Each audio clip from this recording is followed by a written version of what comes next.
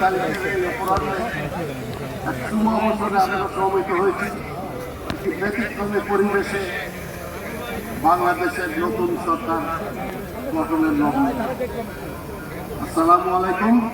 Shubho অপরাহ্ন and good afternoon. আপনাদের সকলকে গণপরিষদ বাংলাদেশ সরকারের নাম অনুষ্ঠানের শুরুতে পবিত্র কোরআন থেকে তেলাওয়াত করবেন।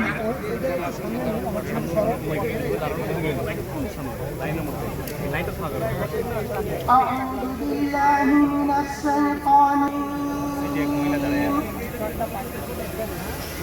بسم الله الرحمن الرحيم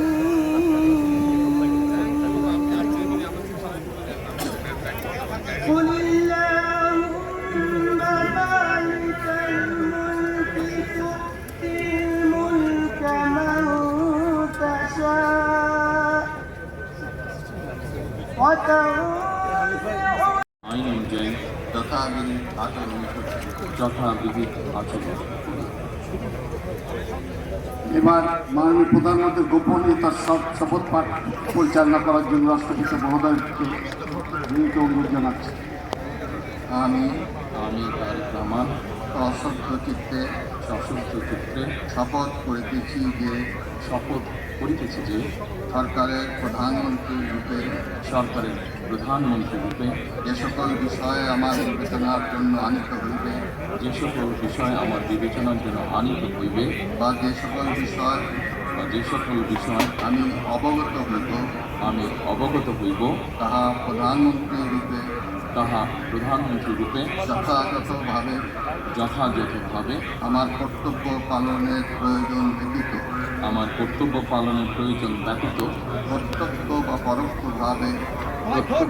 পরোক্ষভাবে কোনো ব্যক্তিকে জ্ঞাপন করিব না বা কোনো ব্যক্তির নিকট প্রকাশ করিব না। মাননীয় প্রধানমন্ত্রী গণপ্রজাতন্ত্রী বাংলাদেশ সরকারের প্রধানমন্ত্রী হিসেবে দায়িত্ব গ্রহণের জন্য আপনাকে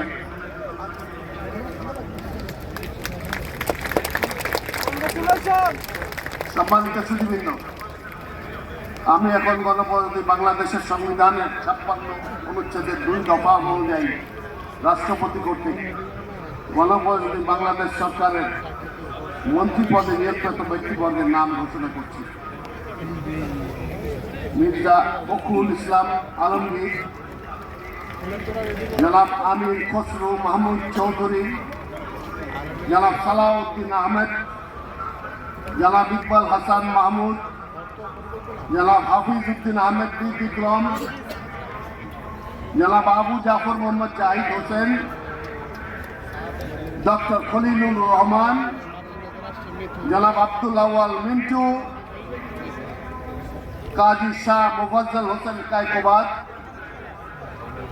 জনাব মিজানুর রহমান মিনু, জনাব নিতাই রায় চৌধুরী, খন্দকার আব্দুল মুক্তাদির, জনাব আরিফুল হক চৌধুরী, জনাব জহিরুদ্দিন স্বপন, জনাব মোহাম্মদ আমিনুর রশিদ, আফরোজা খানম, জনাব মোহাম্মদ শহীদুদ্দিন চৌধুরী এলি, জনাব আসাদুল হাবিব দুলু, জনাব মোহাম্মদ আসাদুজ্জামান, জনাব জাকারিয়া তাহের, জনাব বিকেল দেওয়ান, জনাব আনাম ইহসানুল হক মিলন,